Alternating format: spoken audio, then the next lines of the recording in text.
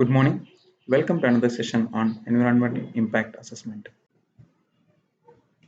So we shall continue with the introduction, course outcome describing the objectives, capability and limitations of EIA, learning outcome prediction and evaluation of the impacts in EIA, specific outcomes, explanation of the prediction of impacts and explanation of the evaluation of impacts. So prediction and evaluation, right? So impact prediction and assessment is a major step in the EIA process.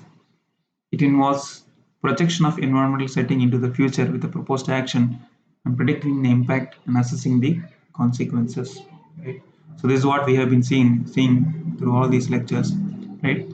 So there is a proposed project, and so the impacts of the project is being predicted, and it's evaluated in terms of what will be the consequence of the impact on the environment, right?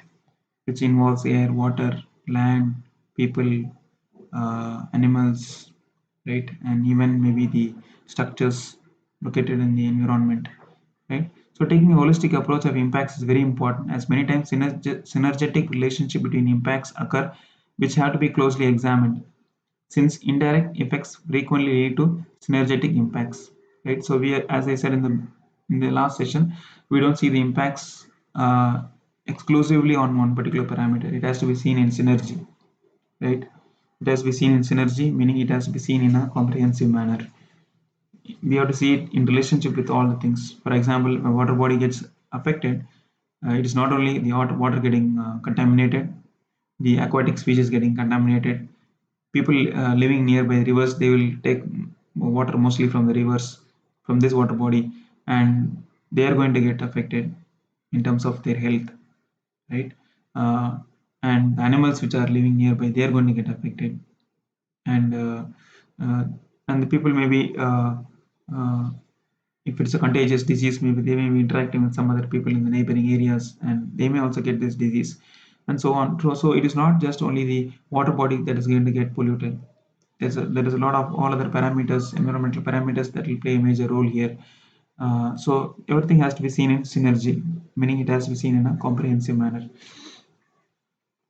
It is with indirect effects that impact linkages between the natural and social environment often takes place, right? So it is not, as I said, it is not only the direct effect, it is the indirect effect which plays a major role, because that connects the social environment as well as the natural environment.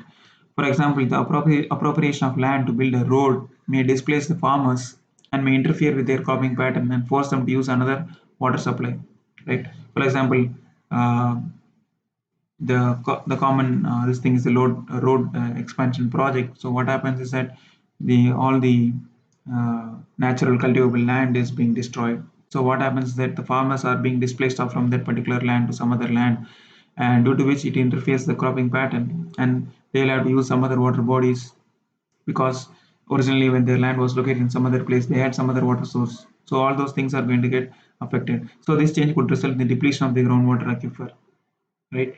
Why? Because in their new location, the groundwater table may not be so high when compared to the previous location.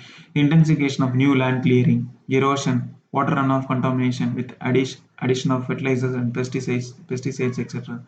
So, so what the project does was expansion of the road system, right? So, due to this, the land was cleared off. Due to that, the farmers had to go to some other place, and as a result of it, their cropping pattern was affected, and water supply quantity was depleted. This resulted in groundwater going down, right? And so many other consequences. We started with a single problem. Cumulative effects. The process of cumulative environmental changes can arise from any of the four different types of events. First one, single large event, example, a very large project, right? Second one, multiple interrelated events, that is a road project with the region. Third, catastrophic sudden events, that is a major landslide that is occurring in a river system. That is a catastrophe, meaning it's a sudden thing that is happening but causing a severe problem. And the last one is incremental, widespread slow change, such as poorly designed culvert or drainage system along the road extending through a watershed, right? So in this single large event, a very large project, it can have cumulative effects, just like we have seen in the previous slide. right? Multiple interrelated events.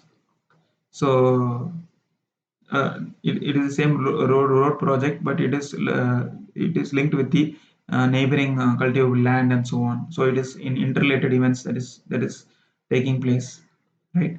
Catastrophic sudden events, major landslide which happens suddenly, due to which it affects the river system and also the aquatic species. Maybe people are getting killed by the landslides.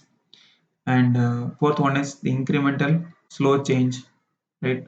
A drainage system which was not designed properly, due to which what happens, there is mixing of uh, drainage water with normal water bodies, and this may affect the water quality, and people may not be able to get drinking water and so on. These can generate additive, multiplicative, or synergetic effects, which can then result in damage to the function of one or several ecosystems, right? Such as impairment of the water regulation and filtering capacity of a wetland system by construction of a road across it, or the structure of an ecosystem, such as placement of a new road through a forest, leading to in-migration or land clearing, which results in severe structural loss to the forest.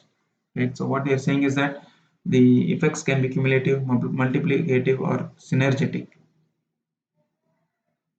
So we come to the end of this session. So a quiz here. Cumulative environmental effects can occur due to a single large event, series of interrelated events, catastrophic sudden events, D, all of the above. Thank you. Thus, we come to the end of this session. Thank you for your participation. Looking forward to meeting you in the next session.